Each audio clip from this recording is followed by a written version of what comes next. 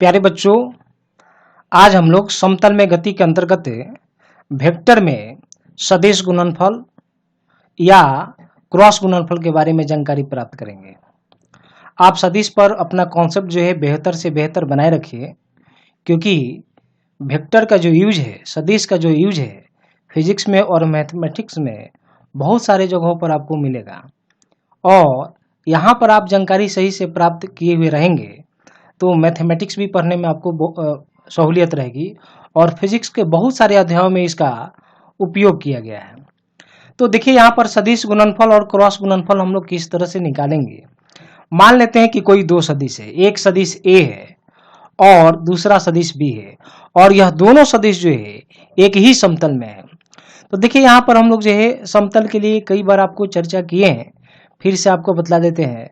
जैसे कि मान लेते हैं ये एक्स है, ये वाई है और ये जेड अक्ष है। तो यह जो समतल होगा इस समतल को बोलेंगे एक्स वाई समतल। यह जो समतल होगा इस समतल को बोलेंगे वाई जेड समतल, और यह जो समतल है इस समतल को बोलेंगे जेड एक्स समतल। तो समतल तीन तरह के हैं। यहाँ पर यह जो सदिश ए और बी है, यह दोनों सदिश जो है इसके अकॉर्डिंग यहाँ पर जो डायग्राम बनाया है इसके तहत जो है यह दोनों सदिश एक्स जेड समतल में है। यानी कि एक तो इधर है और दूसरा यहाँ पर है, देख रहे हैं, ये ए यहाँ है और बी सदिश यहाँ है। यानी कि ये दोनों सदिश जो है एक्स जेड समतल में जो है स्थित है और इनके बीच का एंगल दिया गया है थीटा, और इन दोनों सदिशों के बीच का एंगल थीटा है। तब इनका सदिश गुणनफल क्या होगा, तो हम लोग यहाँ पर लिख पाते हैं ए क्रॉस बी। तो लिखते हैं हम लोग ए क्रॉस बी बराबर ए बी साइन थीटा और एन कैप। चूंकि देखिए बच्चों ये सदिश गुणनफल यानी कि परिमाण के साथ साथ यहाँ पर दिशा भी होनी चाहिए।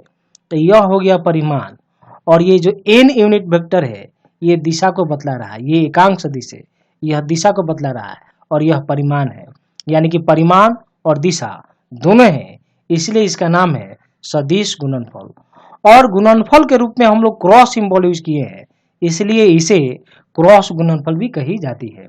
तो यहाँ पर ए क्रॉस बी लिखे हैं, तो जब ए से बी की तरफ गए हैं, देख रहे हैं यहाँ पर ए से बी की तरफ गए हैं, तो हम लोग पूरे उंगली को, चारों उंगली को और अंगूठा को एक दूसरे के लंबवत रखिए और आप ए से बी की तरफ जाइए। तो जब ए से बी की तरफ जब हम लोग मोड़ेंगे, नहीं, जब उंगलियों को हम लोग घुमाएंगे हथेली की तरफ, तो आप पाइएगा आपका अंगूठा जो है ऊपर की तरफ चला जाएगा, और ऊपर की तरफ जाने का मतलब है यह दिशा को बतला रहा है, किसके, तो ए क्रॉस बी को। यानी कि परिमाण के साथ साथ इसके पास दिशा भी है, इसलिए इसे सदिश गुणनफल भी कही जाती है। अब देखिए इसका हम लोग परिमाण लिख दें। ये जो मान मिला है यह अपने आप में एक सदिश है, और मान लेते हैं यह सदिश क्या मिल गया है, सी मिल गया है। किसके बदले लिखे हम लोग यह सी सदिश, A B sine theta N cap. इस सी सदिश का परिमाण निकालना है, तो जब इसका परिमाण निकालेंगे तब हम लोग लिख पाएंगे, केवल सी भी लिख सकते हैं। सी सदिश का परिमाण का मतलब हो जाएगा सी का हम लोग जो है मॉड्यूलस वेक्टर ले लेंगे, तो यह सी के इक्वल आ जाएगा, और सी बराबर हो जाएगा ए बी और ये हो जाएगा साइन थीटा। तो अब यहाँ बच्चों देखिए, जैसे कि हम लोग यहाँ लिखे हुए हैं ए क्रॉस बी, ये है ए क्रॉस बी बराबर लिखे हुए हैं A B sine theta N cap. यहाँ से एन कैप निकालना होगा, तो देखिए हम लोग लिख पाएंगे ए क्रॉस बी, और ये सारा नीचे चला जाएगा, तो यहाँ आ जाएगा ए बी साइन थीटा। या हम लोग इस तरह से भी लिख सकते हैं, एन कैप बराबर हम लोग लिख पाएंगे यहाँ पर ए क्रॉस बी बाई, ये देखिए ए बी साइन थीटा। तो ये क्या है ए बी साइन थीटा, तो ए क्रॉस बी का परिमाण है या सी वेक्टर का परिमाण है, दोनों बात लिख सकते हैं हम लोग। तो इस तरह से हम लोग एन कैप का यहाँ पर निकाल सकते हैं कि एन कैप का मान क्या होगा। तो खैर एन कैप जो है केवल दिशा के लिए हम लोग का निकलता है, यहाँ पर दिशा को बतलाता है। तो इस तरह से हम लोग सदिश गुणनफल या क्रॉस गुणनफल के बारे में यहाँ जानकारी प्राप्त किए। तो आपको यहाँ ध्यान रखना है, ए क्रॉस बी गए हैं, ए से बी की तरफ गए हैं, तो इसकी दिशा हो जाएगी ऊपर की तरफ, और इसकी दिशा यानी कि एन कैप की दिशा है और इसकी दिशा ए क्रॉस बी के दिशा के दिखाएगी। फॉर एग्जाम्पल के रूप में हम लोग क्रॉस प्रोडक्ट के लिए लिख सकते हैं यहाँ पर एल बराबर, एग्जाम्पल है ये, एल बराबर आर क्रॉस पी। अब यहाँ एल क्या है, एल को हम लोग बोलते हैं कोणीय संवेग और पी क्या है, पी का मतलब हो गया रेखीय संवेग और ये क्या है, लंबवत दूरी है। आर क्या है, लंबवत दूरी है। यहाँ लिख सकते हैं एल का मतलब है कोणीय संवेग, आगे के अध्याय में यह मिलेगा कोणीय संवेग। यह क्या है, लंबवत दूरी है और पी क्या है, तो ये रेखीय संवेग है, रेखीय संवेग है। उसी तरह से हम लोग और लिख सकते हैं और एग्जांपल दे सकते हैं एफ बराबर क्यू इंटू भी क्रॉस बी। देखिए यहाँ पर भी क्रॉस प्रोडक्ट का यूज किया गया है तो यह भी इसका एग्जांपल है। आगे हम लोग और बोल सकते हैं टॉर्क बराबर आर क्रॉस एफ। तो इस तरह से हम लोग जो है बहुत सारे एग्जांपल्स दे सकते हैं सदिश गुणनफल के लिए।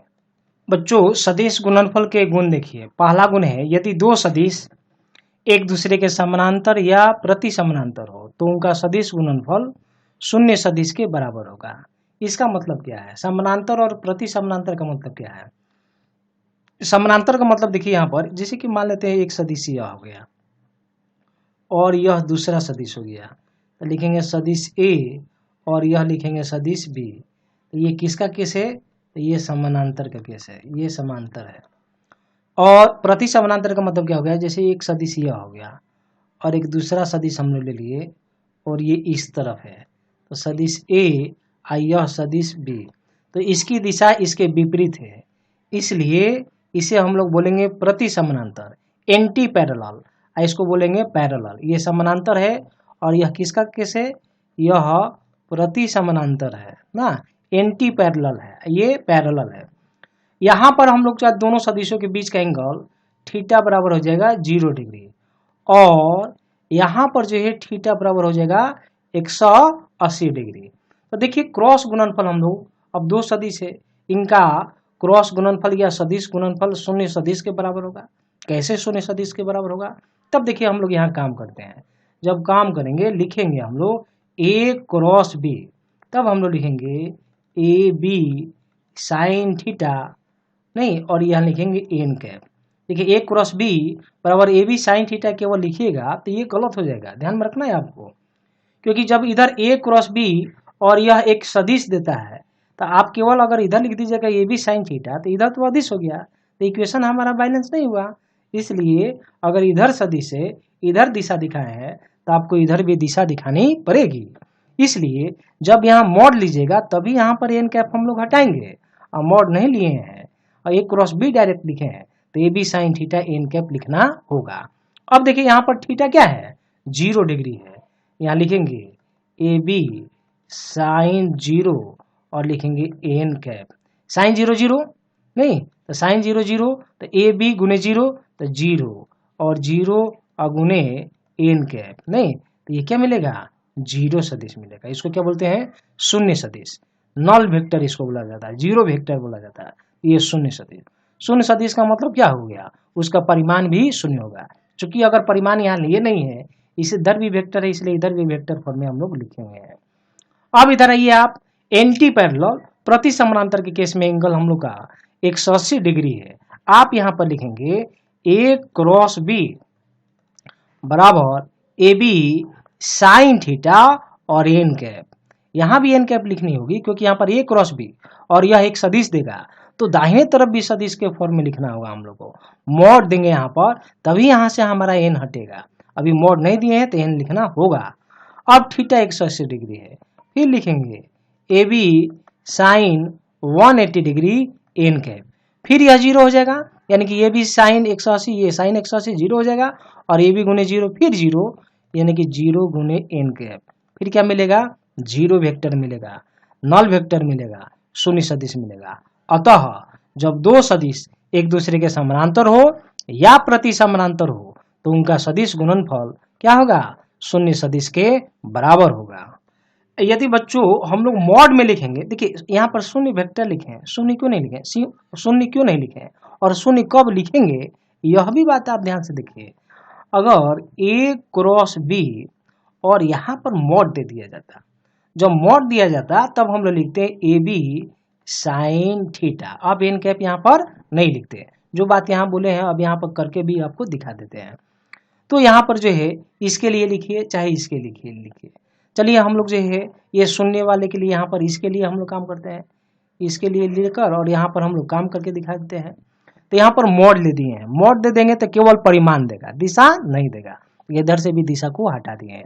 अब यहाँ लिखेंगे ए बी साइन 0, नहीं तो साइन 0 0, फिर लिखेंगे ए बी गुणे 0। अब क्या आ जाएगा 0। तो देखिए यहाँ पर 0 वेक्टर लिखे थे लेकिन यहाँ पर 0 लिखे हैं। जब मोड देंगे परिमाण देंगे तो 0 लिखेंगे, ओके, और जब मोड नहीं देंगे तो 0 वेक्टर लिखेंगे। उसी तरह से यहाँ वाला 180 वाला के साथ भी हम लोग जो है यदि मोड दे देंगे तब केवल 0 लिखेंगे। बच्चों अब देखिए दूसरा ये गुण है, दो सदिश एक दूसरे के लंबवत हो तब उनका सदिश गुणनफल होगा। तो सदिश गुणनफल क्या होगा, तो देखिए यहाँ पर हम लोग मान लेते हैं एक सदिश जो है, एक सदिश यह है और दूसरा सदिश इसके लंबवत ले लिए, सदिश ए है और यह सदिश बी है। तो दोनों के बीच का एंगल कितना डिग्री हो जाएगा, 90 डिग्री। तो उसका सदिश गुणनफल लेते हैं, हम लोग लिखेंगे ए क्रॉस बी, तो लिख पाएंगे ए बी साइन थीटा और यहाँ लिखेंगे एन कैप, क्योंकि इधर ये ए क्रॉस बी ए के परिमाण के साथ दिशा भी देगा, इसलिए इधर भी दिशा दिखाए हुए हैं। फिर लिखेंगे ए बी साइन कितना डिग्री, 90 डिग्री, यहाँ देंगे 90 डिग्री और फिर लिखेंगे एन कैप साइन 91, तो यहाँ लिखेंगे ए बी और ये हो जाएगा एन कैप, यानी कि ए क्रॉस बी का वैल्यू जो है कितना हो जाएगा, तो ए बी एन कैप के बराबर हो जाएगा।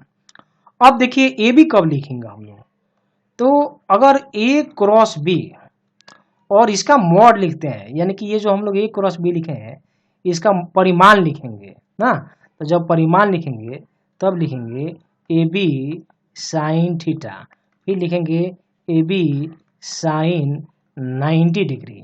परिमाण लिख दिए तो केवल इधर दिशा नहीं होगा तो इधर भी दिशा हटा दिए, यानी कि एन कैप दिशा को बतलाता है उसे हटा दिए हैं।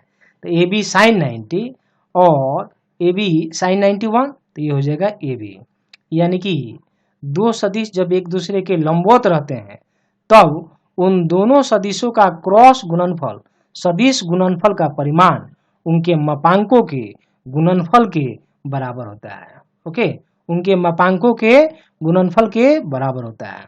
तो इस तरह से जब ए क्रॉस बी हुआ तो इस तरह से लिखा जाएगा, और ए क्रॉस बी का जो मॉड ले लेंगे, जो परिमाण ले लेंगे, तो हम लोग लिख पाएंगे इस तरह से। देखिए बच्चों ये तीसरा गुण है, सदिश गुणनफल प्रतिक्रम विनिमय होता है। प्रतिक्रम विनिमय का मतलब क्या हुआ, तो यहाँ पर देखिए हम लोग दो सदिश लिए हुए हैं, एक सदिश ए है और दूसरा सदिश बी है, और दोनों सदिश, सदिश ए और सदिश बी दोनों एक ही समतल में है, ये एक ही समतल में है और ए से बी की तरफ जाते हैं। हम लोग क्या करते हैं, अपने अंगूठा को और चारों उंगलियों को सटा कर रखिए और अंगूठा को अलग, और अंगूठा को जो है चारों उंगलियों के साथ लंबवत दिशा में रखिए और चारों उंगलियों को आप इसे ए के सीध में रखिए और बी की तरफ जाइए। तो जब बी की तरफ जाइएगा तो आप पाइएगा आपका अंगूठा जो है बाहर की तरफ आ जाएगा। बाहर की तरफ आने का मतलब जो है पेपर के बाहर, तो चूंकि पेपर के बाहर हम लोग जो है दिखा नहीं सकते हैं, इसलिए हम लोग क्या करते हैं ऊपर की तरफ दिखा देते हैं। तो ए से बी की तरफ गए हैं तो दिशा बाहर की तरफ है और बाहर के दिखाने के लिए हम लोग ऊपर की तरफ दिखा दिए हैं, तो यह हो गया है ए क्रॉस बी। और इसकी दिशा जो है इन दोनों सदिशों के जो भी समतल सतह है उस समतल सतह के अभिलंबवत होता है। लंबवत नहीं बोल रहे हैं हम, क्या बोल रहे हैं, अभिलंबवत होता है, यानी कि ए क्रॉस बी की जो दिशा होगी ये दोनों सदिश जिस भी समतल में होगा उस समतल के अभिलंबवत होगा। तो इधर हो जाएगा ऊपर की तरफ ए क्रॉस बी। अब बच्चों देखिए यहाँ पर क्या किए हम लोग, अब फिर से जो सदिश यहाँ पर ए और बी है उसको यहाँ पर हम लोग रख दिए हैं, जितना एंगल थीटा है उतना ही एंगल यहाँ रखे हैं, कोई चेंजिंग नहीं किए हैं। लेकिन अब क्या कर रहे हैं, अब हम लोग जो है चारों उंगलियों को जो है हम लोग बी की दिशा में रख दिए हैं और बी की दिशा में रखकर और ए की तरफ आ रहे हैं। चारों उंगलियों को बी की दिशा में रख दिए हैं और अंगूठा को चारों उंगलियों के साथ 90 डिग्री का एंगल बना रहे हैं और बी से ए की तरफ आ रहे हैं। जब बी से ए की तरफ आएंगे तो आप पाइएगा आपका अंगूठा जो है ऑटोमेटिकली जो है नीचे की तरफ चला जाएगा, अंदर की तरफ चला जाएगा। तो अंदर की तरफ जो चला गया तो हम लोग क्या किए हैं, अंदर की चूंकि जो पेपर है या जो बोर्ड है उसके अंदर दिखा पाना संभव है नहीं, इसलिए हम लोग नीचे की तरफ दिखा दिए हैं। तो जब बी क्रॉस ए आएंगे तो दिशा जो है अंदर की तरफ हो जाएगा, तो अंदर को दिखाने के लिए हम लोग नीचे दिखा दिए हैं। अर्थात बी क्रॉस ए की दिशा जो है ए और बी जिस भी समतल में हुआ उस समतल सतह के अभिलंबवत दिशा में इसकी दिशा हो जाएगी, अभिलंबवत अंदर की तरफ हो जाएगी। तो आप पाइएगा ए क्रॉस बी ऊपर है और बी क्रॉस ए नीचे है, दोनों की दिशा जो है एक दूसरे के विपरीत में है। इसलिए सदिश गुणनफल जो है प्रतिक्रम विनिमय का पालन करता है, प्रतिक्रम विनिमय होता है। तो हम लोग यहाँ पर लिख सकते हैं ए क्रॉस बी बराबर लिखते हैं minus B cross A. Okay, A cross B बराबर क्या हो जाएगा, माइनस बी क्रॉस ए।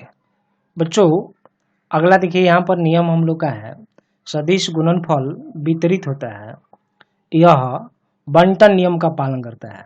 यानी कि ए क्रॉस बी प्लस सी है, एक बार ए का जो है क्रॉस प्रोडक्ट बी के साथ और एक बार ए का क्रॉस प्रोडक्ट सी के साथ, तो यह हो जाएगा ए क्रॉस बी लिख दिए हैं और प्लस ए क्रॉस सी, ये हो गया ए क्रॉस सी। इसे ही बंटन नियम या हम लोग जो है वितरित नियम कहते हैं। अगला देखिए बच्चों यहाँ है समकोणिक एकांक सदिश का सदिश गुणनफल। तो समकोणिक एकांक सदिश का मतलब क्या हुआ, आई जे के जो एकांक सदिश है इसे ही समकोणिक एकांक सदिश कहते हैं। ऐसा इसलिए कहते हैं क्योंकि आई एकांक सदिश और जे एकांक सदिश दोनों के बीच का एंगल 90 डिग्री, जे एकांक सदिश और के एकांक सदिश दोनों के बीच का एंगल 90 डिग्री, के एकांक सदिश और आई एकांक सदिश दोनों के बीच का एंगल 90 डिग्री। यानी कि प्रत्येक दो एकांक सदिश के बीच का जो एंगल होता है, जो कोण होता है 90 डिग्री का होता है, इसलिए इसे समकोणिक एकांक सदिश कहते हैं।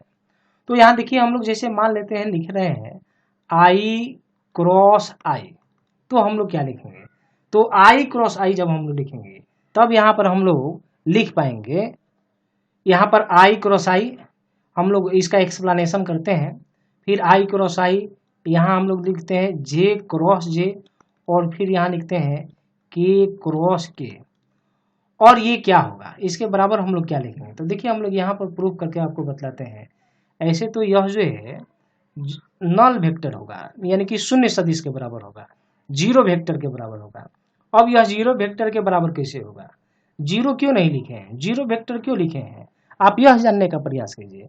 तो देखिए जैसे कि हम लोग इसको एक्सप्लेन कर रहे हैं, जब इसको हम लोग इधर यहाँ पर लिख पाएंगे आई क्रॉस आई, तो हम लोग क्या करते हैं यहाँ लिखेंगे जो आई एकांक सदिश है उसका हम लोग ले लेंगे परिमाण, फिर जो आई एकांक सदिश है फिर इसका ले लेंगे हम लोग परिमाण और फिर लिखेंगे एन साइन थीटा नहीं, और यहाँ लिख देंगे एन कैप।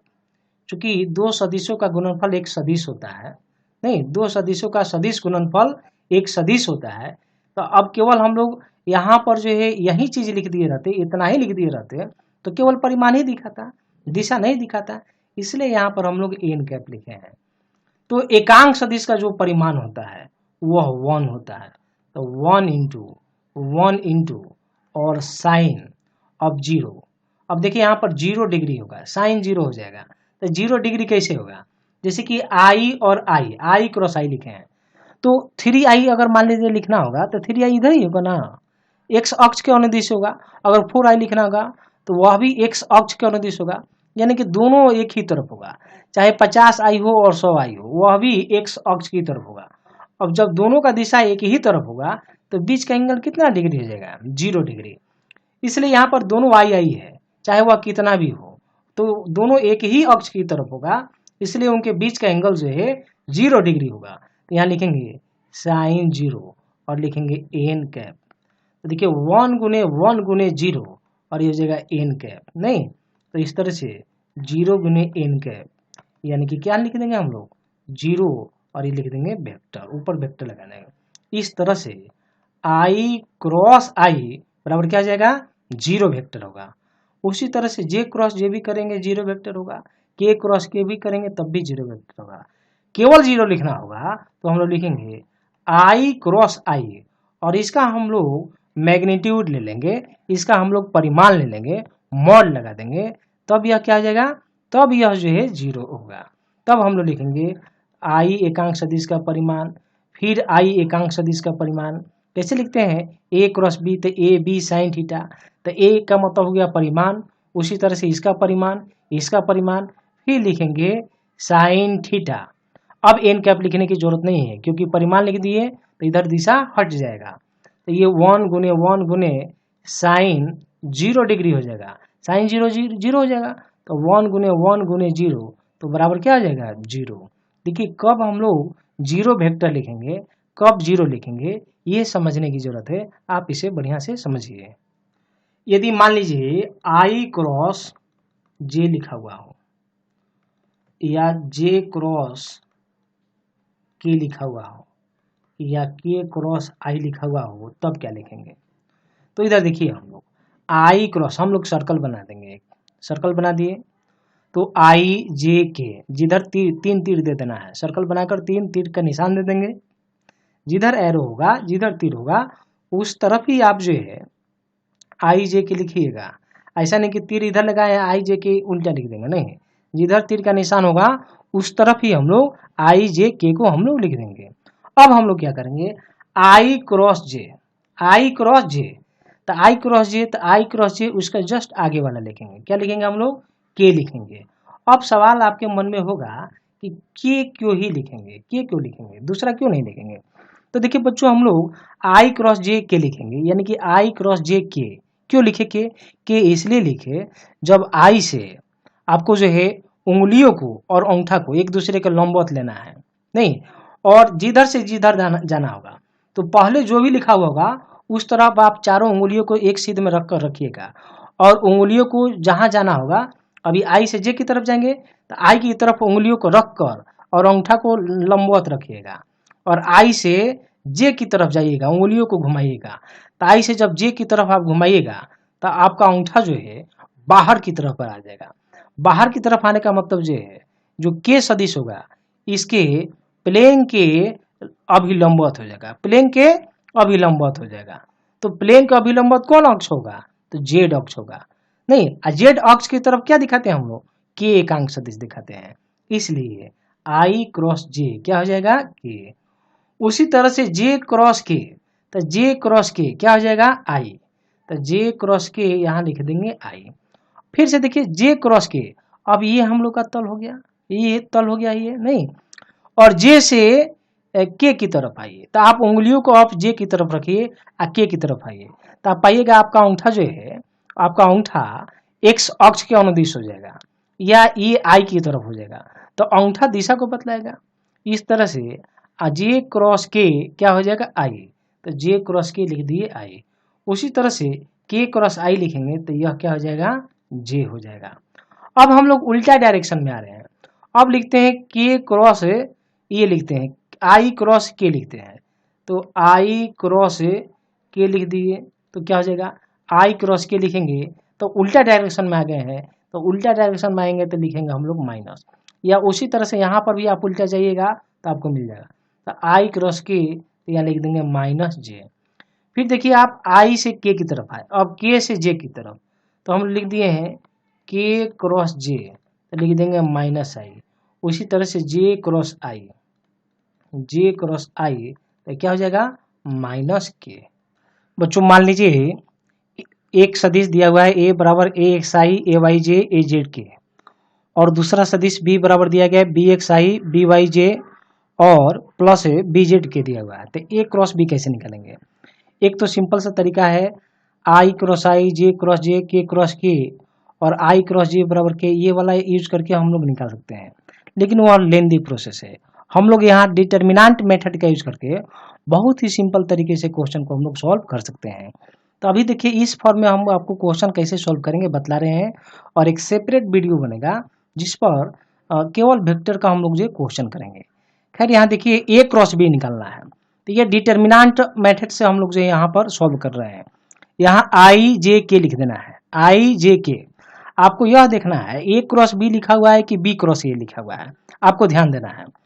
तो यहाँ पर जैसे मान लेते हैं कभी कभी कि ए दे देगा और बी दे देगा यहाँ पर, और यहाँ पूछ देगा बी क्रॉस ए, और विद्यार्थी जल्दीबाजी में जो है ये पहले ए वाला का ही वैल्यू लिख देते हैं और बाद में बी वाला का लिखते हैं, जबकि यहाँ पूछा हुआ बी क्रॉस ए, आपका सारा मेहनत बेकार हो जाएगा, गलती हो जाएगा।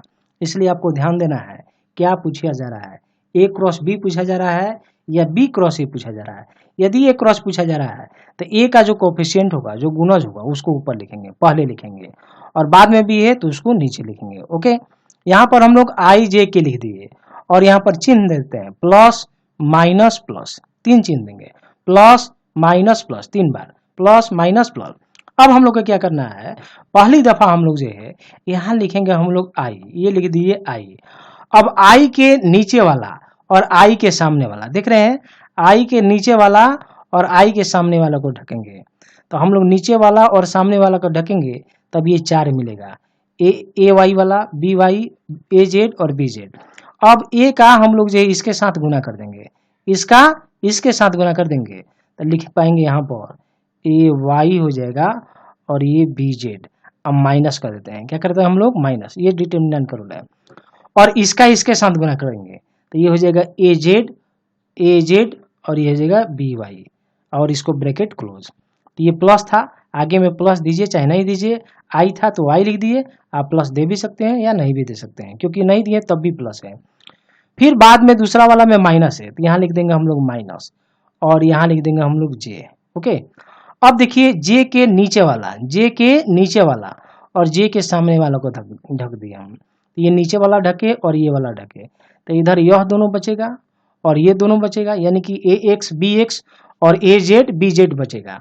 अब ए एक्स वाला बी जेड के साथ मल्टीप्लाई होगा, यहाँ लिखेंगे ए एक्स और ये हो जाएगा बी जेड, ये ए है, ए एक्स और बी जेड, अब माइनस, अब इसका इसके साथ गुना करेंगे तो यहाँ लिखेंगे ए जेड और ये हो जाएगा बी एक्स और फिर ये क्लोज हो जाएगा।